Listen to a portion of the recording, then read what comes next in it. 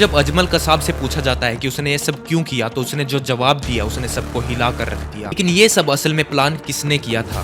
The 26th November 2008 was the day that the city of Mumbai became a war zone. Terrorist attacked several locations, including the Taj Hotel. What followed next was remains etched in the memory of every Indian, especially those who in fact saw the day unfold. It is 10 years since the event. In the terror attacks of 26/11.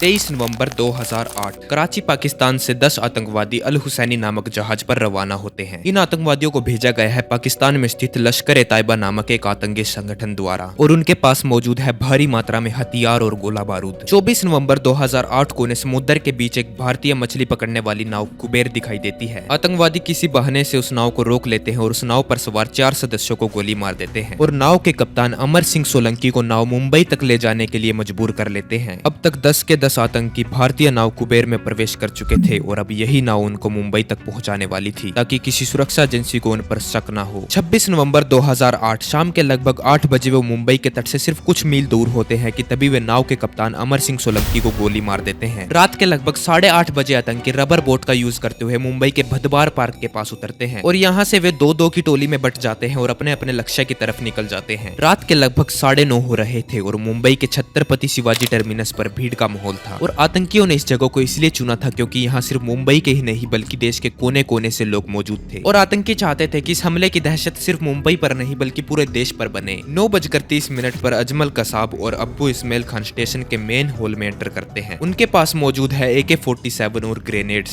सबसे पहले अब्बू Ismail grenade निकालता है और भीड़ में फेंकता है। इससे पहले वहाँ मौजूद लोग कुछ सोच पाते दोनों आतंकी अंधाधुंध फायरिंग शुरू कर देते हैं। दोनों मिलकर लगभग 1.5 घंटे तक वहाँ लोगों पर फायरिंग करते हैं जिसमें लगभग 58 लोग मारे जाते हैं और 100 से ज्यादा लोग बुरी तरह घायल हो जाते हैं। लगभग इसी वक्त दूसरी तरफ मुंबई के एक फेमस लियोपोल्ड कैफे जहां पर देसी विदेशी दोनों प्रकार के लोग एंजॉय करने के लिए आते हैं और इस कैफे में हमला करके आतंकी इंडिया की ग्लोबल इमेज को डैमेज करना चाहते थे। ठीक 9:32 पर अब्बू उमेर और बाबर इमरान ये दोनों आतंकी लियोपोल्ड कैफे में एंटर करते हैं और इस समय कैफे में काफी भीड़ थी। आतंकी बाबर इमरान बाहर से ही कैफे में ग्रेनेड फेंक देता है जिससे कैफे में भगदड़ मच जाती है। इसके तुरंत बाद आतंकी अपनी AK-47 निकालते हैं और कैफे में मौजूद लोगों पर अंधाधुंध फायरिंग शुरू कर देते हैं। कैफे की दीवारें और आईने गोलियों से छलनी हो गए। लोगों को समझ नहीं आया कि उनके साथ ये क्या हुआ। ये गोलीबारी लगभग 1.5 मिनट तक चलती है जिसमें 10 लोग मारे जाते हैं और 30 से ज्यादा लोग बुरी तरह घायल हो जाते हैं। दोनों आतंकवादी कैफे में तबाही मचाने के बाद पैदल ही ताज होटल की तरफ निकलते हैं। लियोपोल्ड कैफे से ताज होटल सिर्फ कुछ मीटर दूर है जहाँ वो सिर्फ 5-6 मिनट में ही पहुंच गए और इस दौरान उनको रास्ते में जो भी दिखाई दिया उसको गोली मार दी। वो दोनों ताज होटल के नॉर्थ गेट से अंदर घुसते हैं। उन्होंने सबसे पहले सारे सिक्योरिटी गार्ड्स को गोली मारी और होटल की लॉबी में घुस गए। होटल के अंदर इनकी मुलाकात हाफिज असरत और नजीर से होती है जो इन्हीं के साथी थे और ये दोनों भदवार पार्क से सीधा टैक्सी लेके ताज होटल पहुंच चुके थे। यानी इन चारों का पहले से ही ताज होटल में मिलने का प्लान था। चारों अपने अपने हथियार निकालते हैं और फायरिंग शुरू कर देते हैं। सबसे पहले वे होटल के अलग अलग फ्लोर्स पर जाकर लोगों को बंदी बनाते हैं ताकि वे बाद में उनको अपनी सिक्योरिटी के लिए यूज कर सकें। तभी वे ताज होटल के डोम और ऊपरी मंजिलों पर आग लगा देते हैं। ये आतंकवादी लगातार इस प्लान के हैंडलर माने जाने वाले साजिद मीर से फोन पर बात कर रहे थे जो इनको गाइड कर रहा था कि किसको मारना है किसको नहीं। दूसरी तरफ अजमल कसाब और इस्माइल खान छत्रपति शिवाजी टर्मिनस में तबाही मचाने के बाद अपने अगले निशाने के लिए स्टेशन से बाहर निकलते हैं और इस बीच उनको रास्ते में जो भी दिखाई देता है वो उसको गोली मार देते हैं और इसी बीच वो एक पुलिस वैन पर भी हमला कर देते हैं और अब उनका अगला टारगेट था मुंबई का कामा हॉस्पिटल जो स्पेशली बच्चों और महिलाओं का हॉस्पिटल है। उनका यहाँ लोगों को बंदी बनाकर पुलिस से बचने का मकसद था। रात के 10:30 बजे वे लोग हॉस्पिटल पहुंचते हैं लेकिन यहाँ पर हॉस्पिटल का स्टाफ काफी समझदारी से काम लेता है। उन्होंने वार्डों के दरवाजे बंद कर दिए और सारी लाइट्स ऑफ कर दी जिससे काफी मरीजों की जान बच गई। दूसरी तरफ पुलिस फोर्स ने अस्पताल के बाहर उनको चारों तरफ से घेर लिया था और इसी बीच उनसे लड़ते वक्त 2 पुलिस कर्मचारी शहीद भी हो जाते हैं। इस्माइल और कसाब पुलिस से बचने के लिए अस्पताल के पीछे से बाहर निकल आते हैं और पास ही की रंग भवन गली में छुप जाते हैं और ये वही जगह थी जहाँ पर महाराष्ट्र ATS के प्रमुख हेमंत करकरे, अशोक कामटे और विजय सालस्कर आतंकवादियों की तलाश में आगे बढ़ रहे थे। अंधेरे का फायदा उठाते हुए कसाब कसाब और उसके साथी ने गाड़ी पर अंधाधुंध फायरिंग शुरू कर दी, जिसमें 3 बड़े अधिकारी और उनके साथी शहीद हो गए। आतंकवादी इस गाड़ी को लेकर भाग जाते हैं। थोड़ी दूर जाके वे इस गाड़ी को छोड़ देते हैं और एक स्कोडा छीन लेते हैं। अंत में गिरगांव चौपाटी के पास नाकाबंदी के दौरान पुलिस उन्हें पकड़ लेती है और जब वो दोनों भागने की कोशिश करते हैं तो पुलिस उनकी गाड़ी पर फायरिंग शुरू कर देती है, जिसमें इस्माइल खान मारा जाता है और कसाब बच जाता है। इसी बीच तुकाराम ओमले अपनी जान पर खेलकर कसाब को जिंदा पकड़ते हैं। दूसरी तरफ ताज होटल में आतंकवादियों ने अभी भी लोगों को बंदी बना रखा था और उन लोगों को बचाने के लिए फाइनली ऑपरेशन ब्लैक टोर्नाडो शुरू किया जाता है, जिसमें 27 नवंबर की सुबह 7 बजे एनएसजी कमांडो की टीम दिल्ली से मुंबई पहुंचती है। जैसे ही वे ताज होटल पहुंचे उन्होंने मोर्चा संभाला और होटल की घेराबंदी शुरू की, लेकिन ताज होटल उनके लिए एक भूल भुलैया जैसा था, क्योंकि होटल में सैकड़ों कमरे, गैलरी और रास्ते थे। आतंकवादी हैंडलर्स की मदद से होटल के सीसीटीवी को कंट्रोल कर रहे थे, जिससे एनएसजी को काफी दिक्कतों का सामना करना पड़ रहा था। वे लगातार आग लगा रहे थे और ग्रेनेड फेंक रहे थे, जिससे होटल में काफी धुआं फैल गया था और होटल की विजिबिलिटी कम हो गई थी। कमांडोज हर कमरे का दरवाजा तोड़कर चेक कर रहे थे कि अंदर कोई आतंकवादी तो नहीं छुपा है। इस दौरान उन्होंने सैकड़ों लोगों को सुरक्षित बाहर भी निकाल लिया था। ऑपरेशन के दौरान कमांडो स्पीकर में चिल्लाकर आतंकवादियों को कहते हैं, हथियार डाल दो और बाहर आ जाओ, तुम्हें चारों तरफ से घेर लिया गया है। लेकिन आतंकवादी जवाब में नारे लगाते और गोलियां चलाकर ये संकेत देते कि हम अंत तक लड़ेंगे। ताज होटल के एक कमरे में मेजर संदीप ने आतंकवादियों को घेर लिया और तब मेजर संदीप ने अपने लास्ट वर्ड्स बोले, don't come up, I will handle them.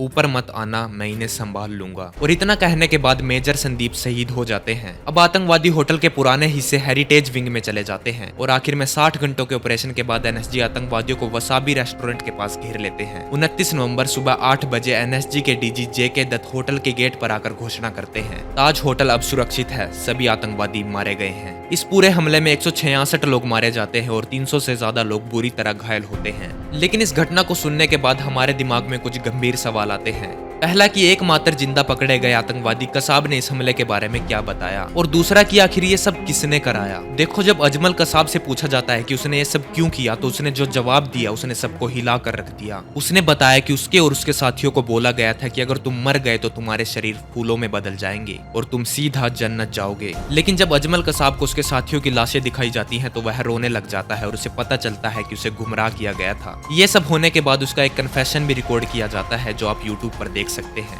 आज जो काम किया, आज का काम करके बाद में क्या, किधर जाने वाले थे तुम लोग?